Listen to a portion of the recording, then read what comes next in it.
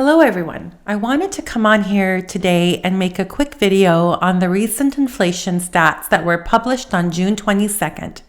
Statistics Canada just released the CPI for the month of May, and the number came in above expected at 7.7%, the highest it's been since 1983.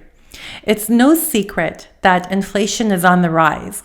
A lot of the upward pressure on inflation is due to global factors that are out of Canada's control. One of the main culprits is high gas prices, mostly caused by the Russian and Ukraine war.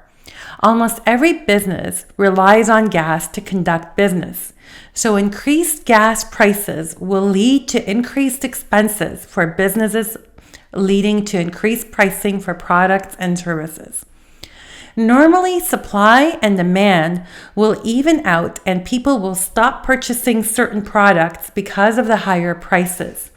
But people have so much disposable income from the pandemic, whether it's from government stimulus, checks, or people just staying at home and not spending their money, that consumer spending is actually increasing.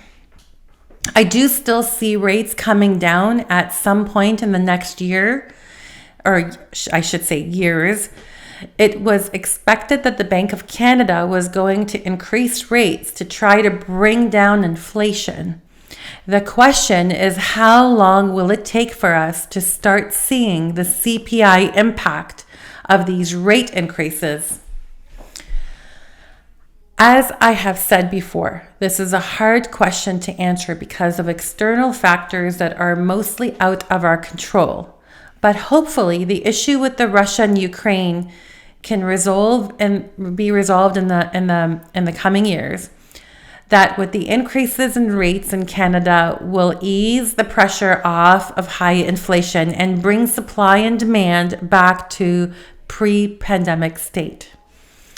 If the Bank of Canada keeps raising rates, what could happen is that they will end up squeezing the demand out of the economy, which would in turn lead to a recession. In the case of a recession, the Bank of Canada will decrease rates in an attempt to kickstart the economy and boost consumer confidence. That is another reason why I'm not advising people to lock into fixed rate mortgages. Being stuck in a mortgage with a high penalty during recession could put people in a sticky situation, especially if rates were to go down and you wanted to get access to those lower rates. Being in a 5-year fixed rate mortgage makes it hard to break your mortgage early because fixed rate penalties are calculated differently from variable rate mortgages, and most times the penalties are much higher. If a recession does happen, I believe it will be short term. Our economy isn't necessarily struggling. The main issue is a supply shortage stemming from global issues like the war and lasting pandemic impacts. Once these issues get resolved, we should see supply and demand start to even out, bringing down inflation. Some of my clients ask, when will this be? I think we will start to see the turn happening by the end of 2023 or maybe even early 2024. Thank you for listening. I hope this video answered some of the concerns you may be having about the market and the economy.